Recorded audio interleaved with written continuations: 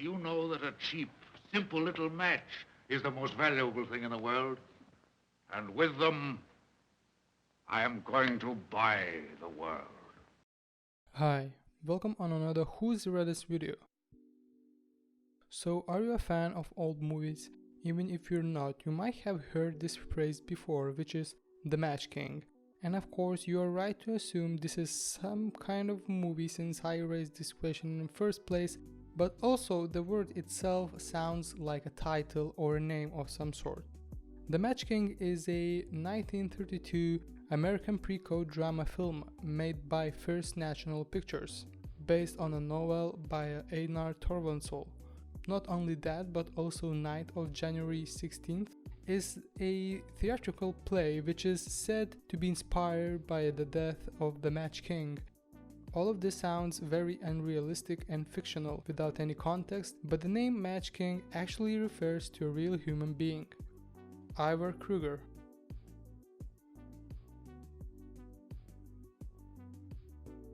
According to truly comprehensive Wikipedia page, Ivar Kreuger, born in 1880s, was a Swedish civil engineer, financier, entrepreneur, and industrialist. In 1908, he co-founded the construction company Kreuger and Toll Byggnads AB, which specialized in new building techniques. By aggressive investments and innovative financial instruments, he built a global match and financial empire.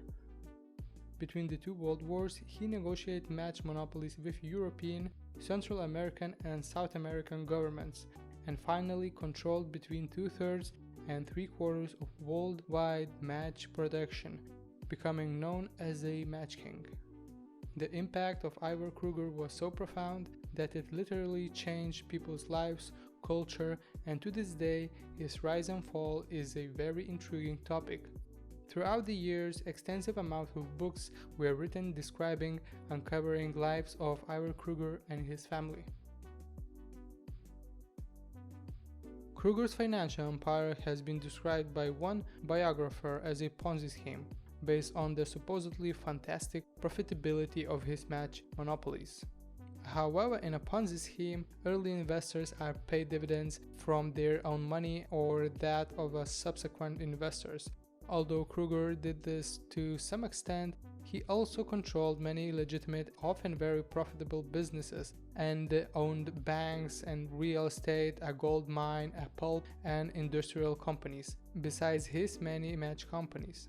Many of them have survived to this day. Kreuger and Toll, for example, was composed of bona fide businesses, and there were others like it. Another biographer called Kreuger a genius and a swindler, and John Kenneth Galbraith wrote that he was Leonardo of larcenists. Kreuger's financial empire collapsed during the Great Depression.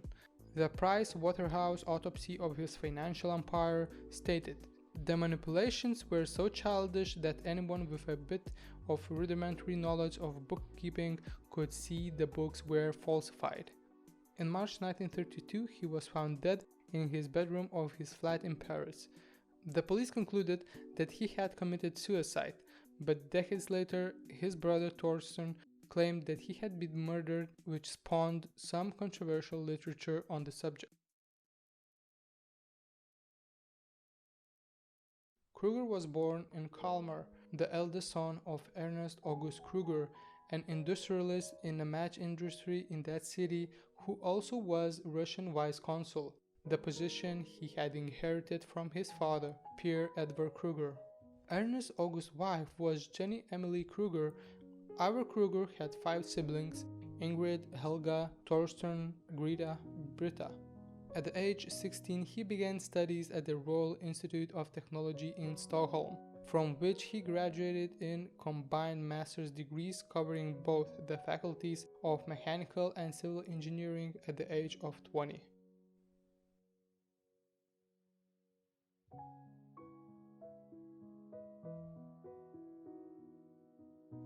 In 1911 and 1912, the Kreuger family match factories in Kalmar, Fredriksdal, and Montaras run by his father Ernest Kreuger, uncle Friedrich Kreuger, and brother Torsten Kreuger encountered financial problems.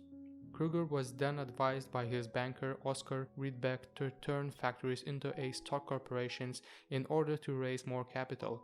This was the starting point for the reformation of the Swedish match industry as well as the major match companies in Norway and Finland. The goal was to get control of the entire match industry in Scandinavia. With the family match factories as the base, Kreuger first founded the Swedish company AB Kalmar Monteras Tandsticksfabrik in 1912.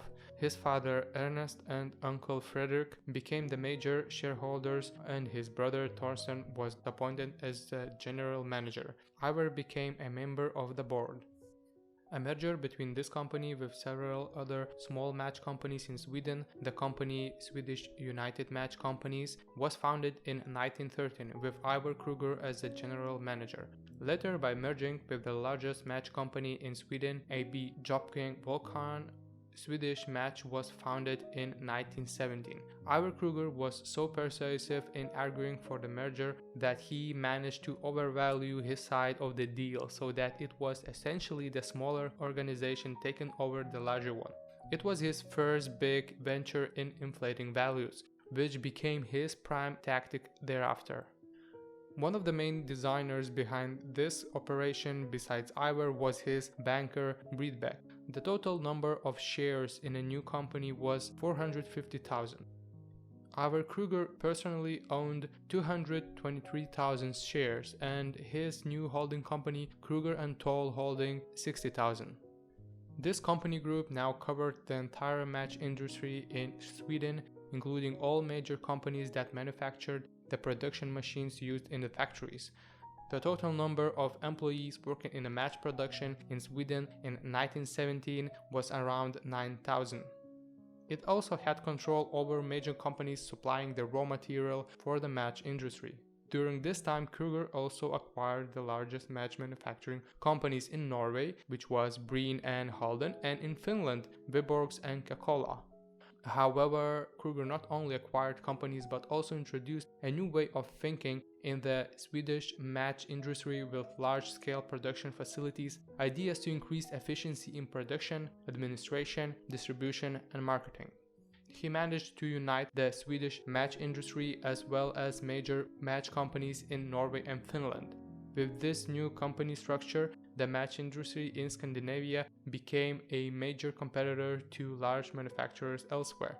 Ivar's methods resembled those John D. Rockefeller used in the formation of the Standard Oil Trust, transforming dozens of struggling factories into a strong and profitable monopoly. The methods had become illegal in the USA because of the antitrust laws, but were not against the law in Sweden at the time. By expanding the Swedish match company through acquisition of government-created monopolies, the Swedish company became the world's largest match manufacturer. Kreuger set up an affiliate to Kreuger & Toll AB in the United States and together with Lee, Higginson & Co. in New York formed the International Match Corporation. This group eventually came to control almost 75% of the world's production of matches. Ivar Kreuger invented new financial tools like B-shares, convertible gold debentures, American certificates, binary foreign exchange opinion of balance sheet entities, thus some of them are still used today. Despite the large number of bona fide companies Ivar controlled, he was an avid gambler. He speculated with his personal funds and especially with the money of the corporations he controlled. Kreuger treated most of his companies as if they were exclusively his personal property. He frequently transferred funds from one corporation to another with little formality. It should be kept in mind that Kreuger controlled around 400 companies. A number of dummy corporations and holding companies helped him to hide what he was doing. He also used other people as frontmen to conceal his actions. For example, when he acquired almost half of the outstanding shares of Diamond Match Company so as not to raise antitrust concerns in the USA. Towards the end in 1932, when he frantically gambled with the securities of the corporations he controlled in vain attempt to revise their falling prices, he played the markets himself and had friends help him in the effort to prop up share prices. Between the end of the February and early March in 1932, he needed to make over 10 million, equivalent to more than 150 million in today's money, for payments including Kreuger and Toll dividends. His speculations were in foreign currencies, equities and derivatives, and he also signed loan agreements with governments, not knowing where the funds would be coming from. For example, the majority stake he had bought in a chemical company in Gresham, Germany, returned 15 times his investment after 2 years when the company became part of IG Farben. Part of his attraction for investors were the high dividends Kreuger and Toll paid. Therefore, he also had to make sure that he had money to pay those dividends. It has never been established how much Kreuger lost in these frantic efforts in early 1932, but it has been estimated to be between $50 million and $100 million. His first sovereign loan went to Poland, and when Kreuger signed the agreement, as mentioned before, he had no idea where the funds would be coming from.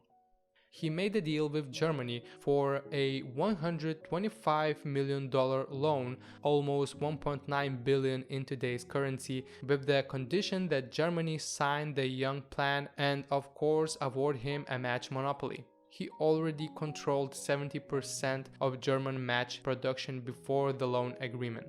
When he signed the contract, he had no idea where he would obtain the huge amount. However, he was lucky. Prime Minister Astrid Briand of France decided to repay before it was due a previous $75 million loan from Ivar.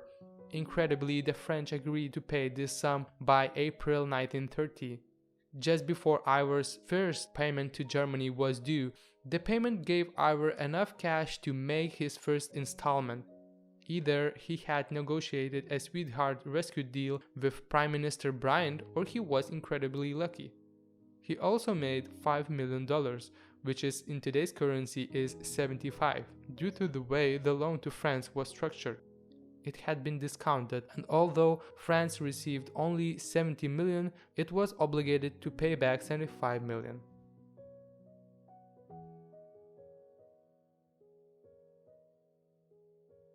Ivar Kreuger was traveling to Paris to meet with Christian Lutheran, the vice president of Kreuger and Toll Holding, and his own banker Oskar Rydbeck, to prepare for a meeting in Berlin with Ivar Ruud, the chairman of the Central Bank of Sweden.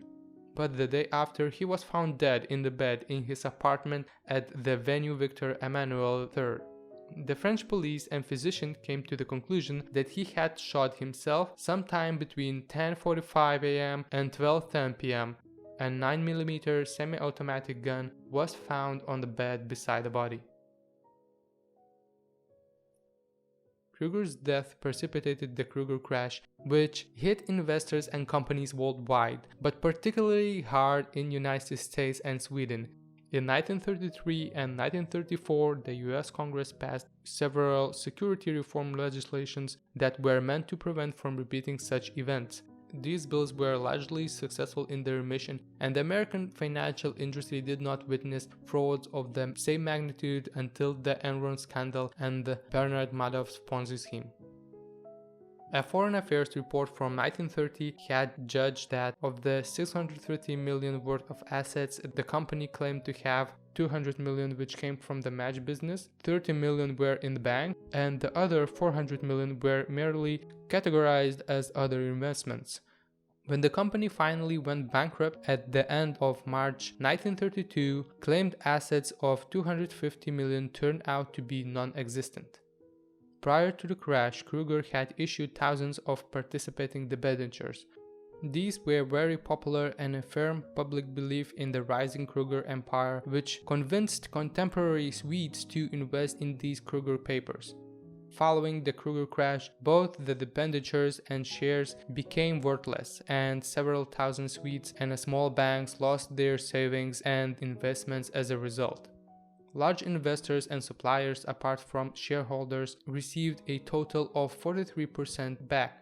The banks related to the Wallenberg Family Company Group, Stenbeck Company Group, and Handelsbanken took over most of the companies in the Kreuger's empire. Swedish Match recovered shortly after the crash, as did most of the industrial companies with the Kreuger empire.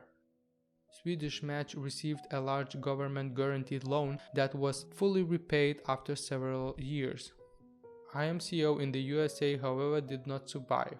The liquidation took 9 years and was eventually finished in 1941.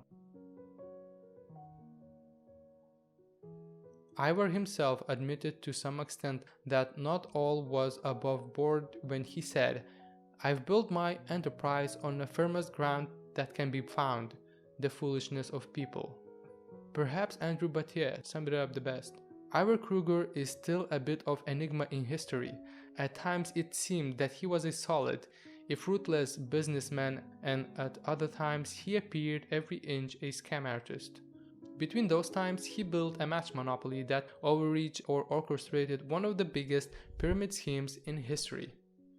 Many of his financial schemes did indeed have some parallels with a Ponzi scheme, in as much as he needed to raise more and more funds in order to finance the loans he extended to governments in exchange for match monopolies.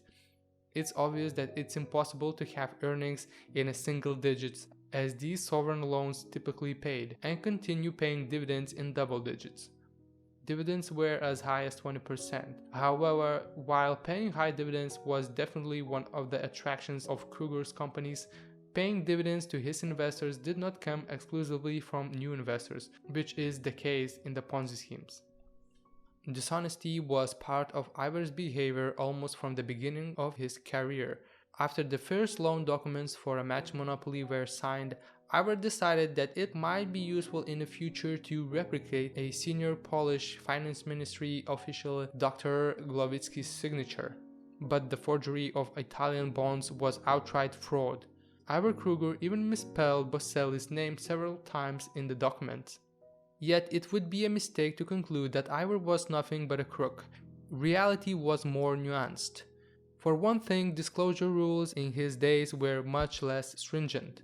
Many corporations refused to reveal details for fear competitors would gain an advantage. At least that was the claim often made. Some firms did not even publish quarterly results. Ivar too was very secretive, and not only with investors. The total of bank loans and proceeds of the sale of securities was about $650 million, almost $10 billion in today's money. At the time of his death in 1932, assets were worth about $200 million, which was half of what Ivar Kreuger claimed in his financial statements. Some of the shrinkage was due to depressed prices, but much went into paying dividends from capital over the years. Swedish Match bankruptcy cost American investors over $250 million, $3.75 billion today. Thank you for watching this video. Like if you liked it, sub if you loved it, and see you in the next one.